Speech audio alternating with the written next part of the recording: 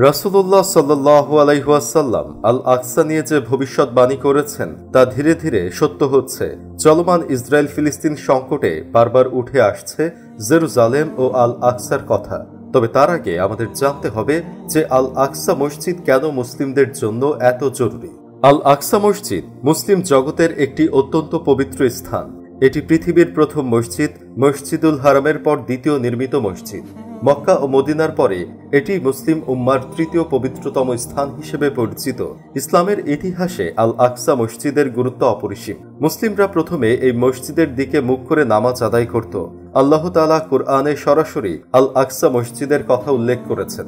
আল্লাহ তাআলা কুরআনে বলেন, পবিত্র সে সত্তা যিনি তার বান্দা মুহাম্মদকে রাতে মসজিদুল হারাম থেকে মসজিদুল আকসায় নিয়ে গেলেন, যার চারপাশে আমি বরকত দান করেছি, যেন আমি তাকে আমার কিছু নিদর্শন দেখাই। নিশ্চয়ই তিনি সর্বশ্রোতা ও সর্বদৃষ্টি।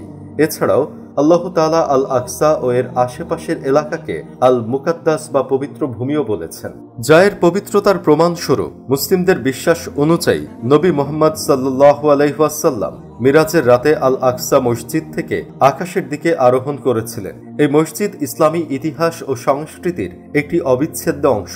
ইমাম ইবনে আল জাওয়াজি রহমতুল্লাহ আলাইহি বলেন, আল্লাহ এই ভূমিকে পবিত্র বলেছেন কারণ এখানে মানুষের পাপ মুছে যায়। অর্থাৎ যদি কেউ এখানে আল্লাহর ইবাদত করে বা ক্ষমা চায়, তাহলে আল্লাহ তাকে ক্ষমা করে দেন। ইবনে আব্বাস রহমতুল্লাহ আলাইহি বলেন, জেরুজালেম এত বরকতময় কেন? কারণ এই শহরের প্রতি ইঞ্চি জমিতে ফেরেশতারা ইবাদত করেছেন। প্রতি ইঞ্চি জমিতে কোনো না কোনো নবী বা রাসূলের পদচিহ্ন রয়েছে।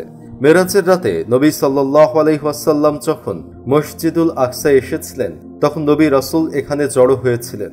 নবী সাল্লাল্লাহু আলাইহি ওয়াসাল্লাম তাদের সঙ্গে 2 রাকাত নামাজ আদায় করেছিলেন। কিন্তু একদিন এমন আসবে যখন মুমিনদের মসজিদুল আকসা থেকে বের করে দেওয়া হবে।